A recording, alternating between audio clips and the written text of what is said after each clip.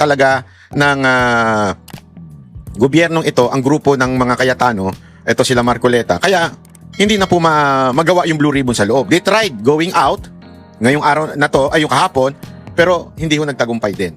Kaya ang grupo nila Congressman Mike at saka ni Atty. Baligod, nagdesisyon na wag nang antayin.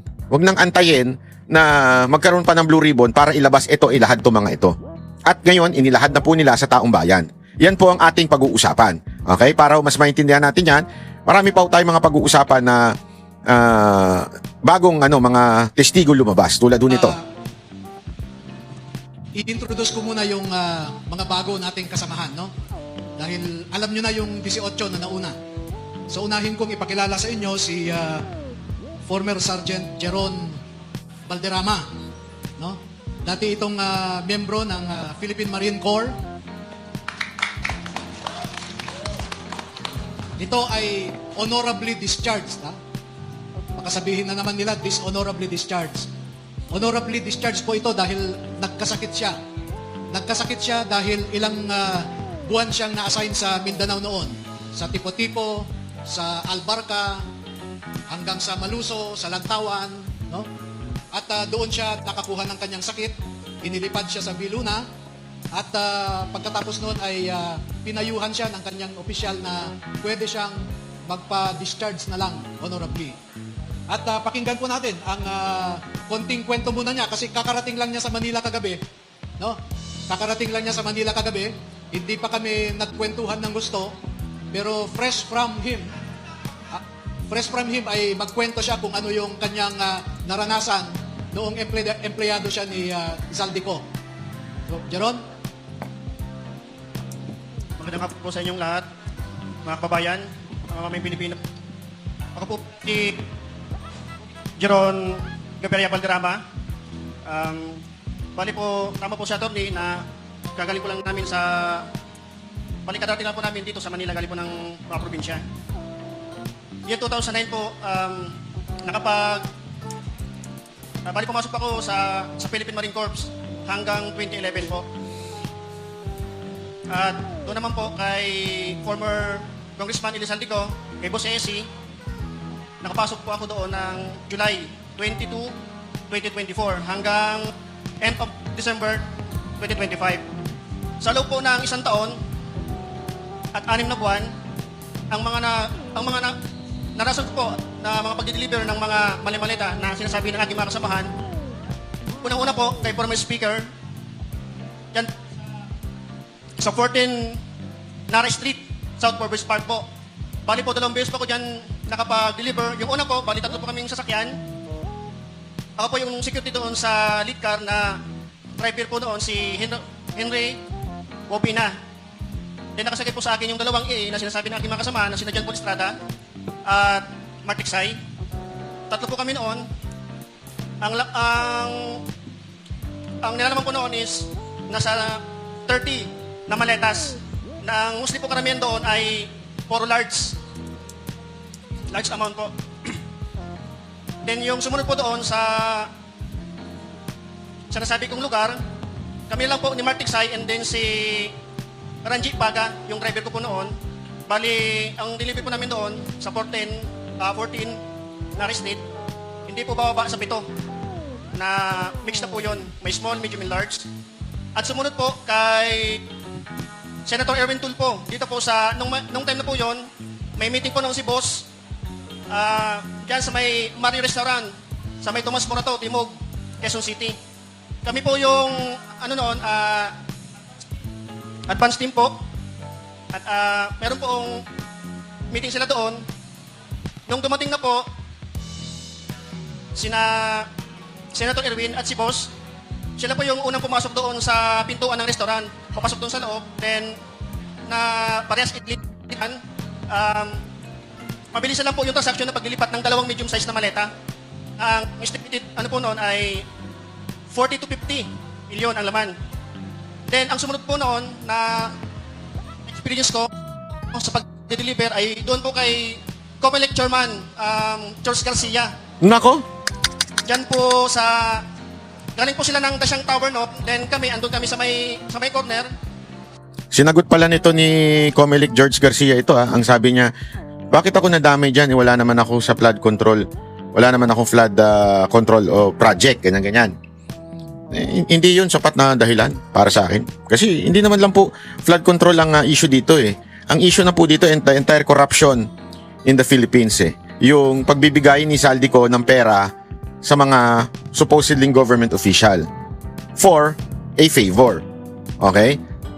Hindi natin alam kung ano yung favor na yon kasi baka sinasabi nila, 'di ba, para maipanalo yung last election yung mga kandidato ng administrasyon.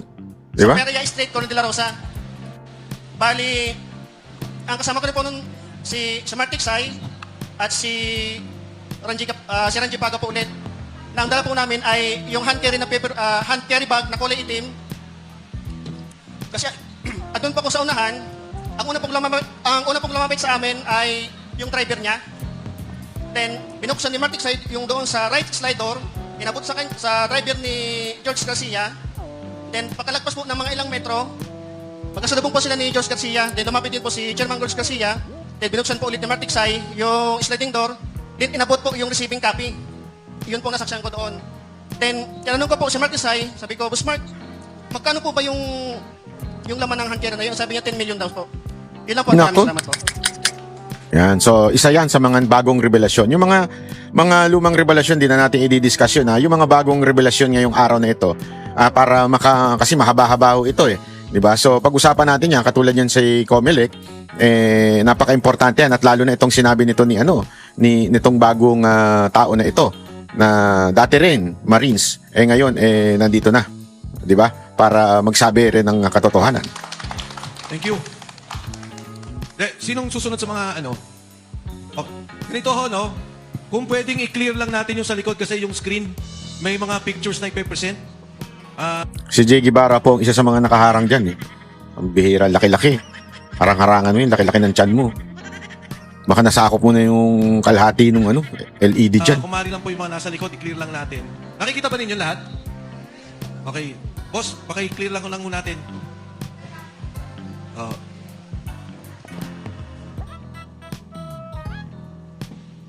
Clear lang natin, ha? So, sige. Sino mo sasalta susunod? Sige, si Bobs. Bobs, ikaw? Kahit yung initial lang. Hindi, yung kwento mo. Experience mo. Yan. Ito na yung mga individual na more or less affidavit nila. Si Waupan ay kararating lang din po niya kaninang umaga. Ay, hindi, kagabi. Kasi umuwi po siya sa Jensan dahil naapektuhan ang kanyang pamilya sa dumaan na lindol. Pati rin po si Dado. Umuwi po sila sa Mindanao noong immediately after the earthquake dahil umiiyak yung kanilang mga anak. Siguro affected psychologically. So, dumating po sila kagabi. Hindi ko po natapos yung affidavit nila. No? So, kung ano lang yung natapos ko base sa una nilang kwento, ay yun ang... Yun, okay. Ito, sunod natin ito, ha? Alright. Maraming salamat. Ito naman, yung kung magkano yung binigay at sino-sino ang nagbigay kay Speaker Romualdez. Yo, Bernie. So, may tanong lang ako, no? Sa inyong lahat, sino ang nag-deliver kay Speaker Martin Romualdez? Ayun. Lahat. Tuwan-tuwa na naman si Franco Mabanta niyan kasi favorite niyang banatan si Romualdez lang Hindi, pagka kasi yan talagang niya, ang kanyang enemy, si Romualdez. Ipasa niyo yung mic, ha? Sa delivery ng pera, hindi ibig sabihin kay Martin. Sa delivery ng pera, ilang pera? Sabi niyo, sa secretary, meron. Tama? Tama? Congressman, senador. Tama? Sige, pasahan ng mic. Ilang beses ka nag-deliver ng pera? Total. Yes, magandang hapon po. Bali, ako na witness ko yung pag-deliver ng pera doon sa Aguado, sir. Ilang kay Speaker? Sa lahat? Sa lahat-lahat.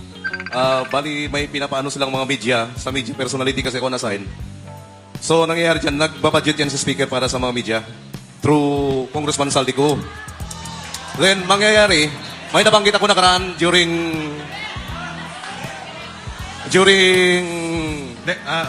Pwede pa next time pag gagawa ng kayong hearing na ganyan, wag mo masyadong maingay yung iba. Paano maririnig? Bihira, oo. Senate Law Ribbon hearing, sir. Yung si... Teka, ano yung nakita, ha? yung delivery mo ng pera, araw-araw ka? Yes, sir. Pag may mga lakad, sir. Hindi. Sa normal, kasama yung kay speaker, kasama senador, kasama yung sinasabi mong sinasamahan mo almost every day. Yes, sir. Almost every day, sir. Okay. Sige, tuloy. Bali, ito dahil na-open naman to, sa mga media personality, dadagdag ko doon si Nako. Sino? Sino? Ramon Tulfo. Nako, patay tayo dyan. Grabe. Kaya pala okay lang sa kanya mag-imbento ng kung ano nung istorya at ma-libel case kasi ganun pala naman ang ano. Nako po, patay tayo dyan. Sino pa? Sino pa? Saan? Sa Pro 87. Nako. Scout Gandia sa Prolog. Nako. QC. Marius. Nako. Tomas Morato. Marius. Nako. Scout Gandia. Number 87. Nako. Prolog. Nako. Quezon City. Nako. Halos every Thursday, Webes.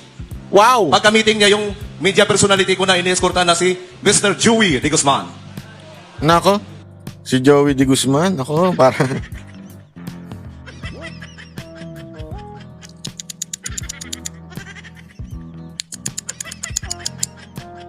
Ay, nako. Ayan na, nagkakalabasan na. Kaya pala ayaw na ayaw ng mga media, no? Ayaw na ayaw ng media dito sa mga to. Hindi ko maintindihan, no? Ang tindi ng korupsyon sa Pilipinas. Tapos eto mga to, nagre-reveal sila ng mga corrupt na official. Pero yung mga media, sunod-sunuran sa dikta ng grupo de Gatchalian at ng ating pamahalaan o ng Malacanang. Diba? Sabi nga ni Senator Cayetano, mamaya piplay natin yung video dyan, napakaganda.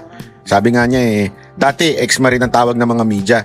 Nung tinawag ng Gatchalian Black na mga kargador o di kaya naman ay ex-employee, yung media nagbago na rin, hindi na ex-ma rin ang tawag. Ang tawag na bigla na iba na, naging ex-employee na, ganun na, o kaya bodyguard o ganun. Galing na media, no? Tangnan nyo. Ay, sorry naman. Kaya pala si Ramon Tulfo, gano'n na lang mag-ano, no? Mag-react. Ulitin ko po, huwag natin po kantsawan yung mga media rito kasi sinabukulan yan. Ang tumatanggap naman, yung mga boss o editor nila. Yan, tama ha. Kaya mga kababayan, ako nakikiusap din ako sa mga Duterte supporter na nagpupunta sa mga rally. Huwag nyo kawain yung mga media na naandun. Yung mga cameraman, yung mga field, reporter. Inuutusan lang naman yan. Ang talaga nag-e-edit yan sa newsroom na nila. Unless pumunta dyan yung mga kilalang bayaran. Yung mismong mga anchor na sila mismo nagsasalita. Kasi maraming description ng media. Merong media na nandun ka, re-report mo lang, kikwento mo lang. Meron din naman na naandun para gumawa ka na ng istorya. Sabihin, gumawa ka na ng para sa iyong reporting, buong news. Yun yung mga nababayaran. Usually, yan yung mga sikat Sikat na mga news anchor. Pero yung mga reporter lang, huwag yung kayo magagalit doon. Sila yung mga empleyado lang ho yan. Empleyado lang ho yan. Lalo sa mga cameraman. Huwag naman kayo magagalit sa camera. Maraming cameraman dyan ang ating yan. Ano yan? Talagang suporta yan sa mga Duterte. Nagkataon lang talaga nagtatrabaho lang sila. Kailangan lang nila ng trabaho at wala naman po silang say sa kahit na mga sinasabi ng mga reporter nila, ng mga anchor nila. Sila po'y tagakuha lang. Huwag tayo magagalit. Sila wala silang kinalaman. Kaya pakiusap ko, huwag natin po silang bulihin. Oh, Sarge, basa natin. Yung delivery na lang, may tutuloy ka pa? May dadagdag pa ko, sir. Oh, go. Kaya ko nasabi na na-deliveran ko siya dahil every Thursday, hindi ko makakalimutan yan. Thursday ang meeting ng, ng PR. Small size na paper bag. Ang inaabot palagi sa kanya every meeting. Take note po hindi lamang po ang sinasabi dito isang tao lang kasi talagang PR Ibig sabihin, isa lang yung binibigyan tapos marami yung na siyang mga contact na media dito. So dito, kitang-kita na ninyo kung papaano ang galawan nitong mga media na to. Baka nga meron pa nga dyan, mga social media. Oh, sigurado ako mga vlogger dyan. Oh, di ba? Yung vlogger na nagtatanggol kay Romualdez. Alam na this, di ba? Anak ng tutsang kalabaw, oo. Worth of 2 to 3 million. Ay, grabe. So, yan ang maalala ko. Meron din akong nadideliveran minsan nga sa Senate Minsan Naku. dito sa Sa singit daw. Ay, sa Senate daw. Ay, talaga. DWIZ building. Hoy! DWIC! Hoy! Hoy! Hoy! Hoy! Alam ko yan. Hindi, pero wag mong natin sisisihin yung may-ari Baka kasi minsan yung may-ari wala namang alam Yung totoo lang malamang yung mga tao doon. Sino-sino na ba ngayon ang nasa DWIC? Yung mga komentary doon. Bakit? Marami kasi akong alam eh. Grabe ka naman, Banat Bay. Hindi, basta ganito yan. Hindi ko na lang sasabihin kung ano. 2 beses na kaming natanggal. Hindi naman natanggal, nawala kasi hindi kami nagkakasundo doon sa management. Pinipigilan kami bumanat noong time na ayaw nilang pinababanatan namin. 2 beses na, 2 radio station na. Kaya kami nanatili sa SMNI. Yan ang gusto namin sa SMNI. Although ikaw ay isang anchor, ang kanila lang naman, wag lang magkakaroon ng mga green jokes. Yun lang naman. Siyempre, sila po ay alam naman natin, KOJC. So, yun lang naman ang pinagbabawal sa amin doon. Sabihin, yung mga opinion namin, nasasabi na yun kung ano ibibigay namin. Although, pinapaalalahanan kami ng SMNI palagi na ingat, baka mademanda. Ubus na naman ang oras natin dyan.